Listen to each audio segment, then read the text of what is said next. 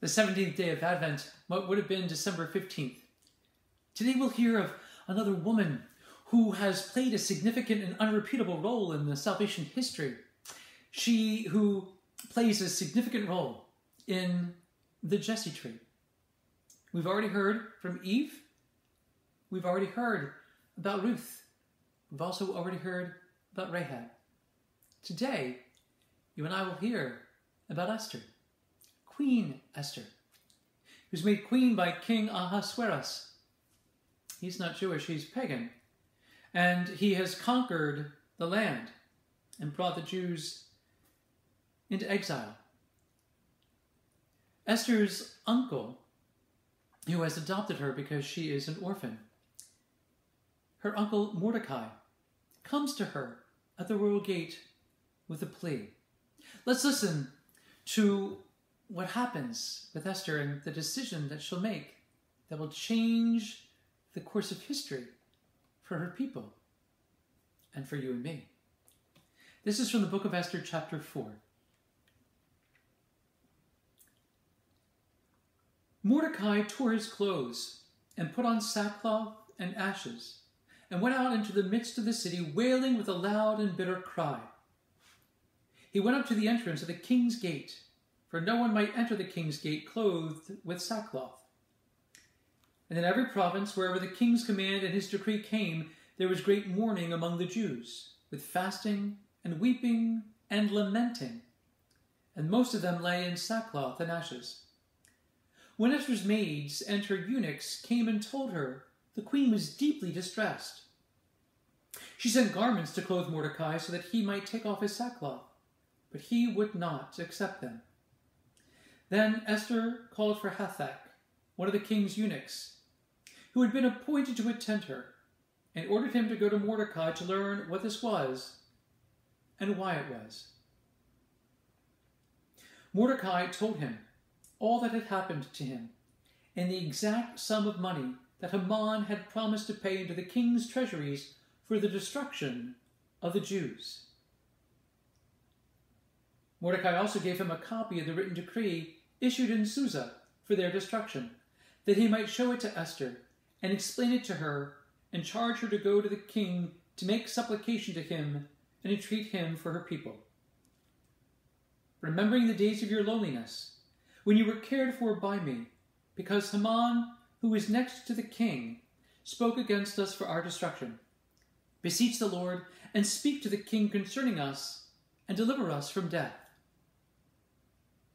Then Esther spoke to Hathach and gave him a message for Mordecai, saying, all the king's servants and the people of the king's provinces know that if any man or woman goes to the king inside the inner court without being called, there is but one law. All alike are to be put to death, except the one to whom the king holds out the golden scepter, that he may live. And I have not been called to come into the king these 30 days. And they told Mordecai what Esther had said. Then Mordecai told them to return answer to Esther. Think not that in the king's palace you will escape any more than all the other Jews. For if you keep silence at such a time as this, relief and deliverance will rise for the Jews from another quarter, but you and your father's house will perish. And who knows whether you have not come to the kingdom for such a time as this? Then Esther told them to reply to Mordecai, go, gather all the Jews to be found in Susa, and hold a fast on my behalf, and neither eat nor drink for 3 days, night or day.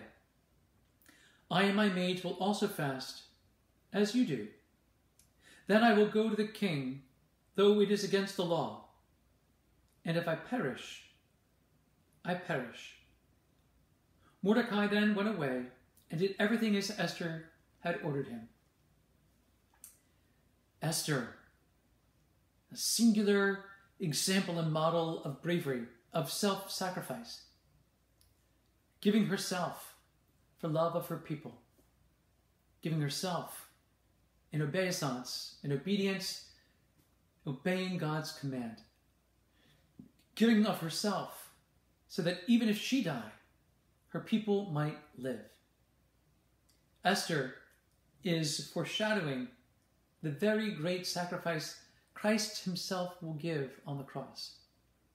This great sacrifice of love for us, you and for me.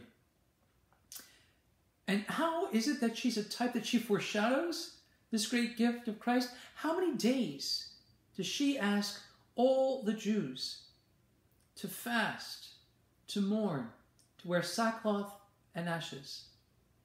That's right. 3 days. What happens at the third day? She gets up, she puts on her finery, her jewels, and she goes in to see King Ahasuerus. Unsummoned, she goes in at great peril to herself. And the king extends the scepter to her, and she's allowed to touch the golden staff. She is spared, and therefore so are her people. And therefore so are you and I. Because Esther continues the line of David. And thanks be to God, you and I, my dear friends in Christ, are part of the people who are saved by God.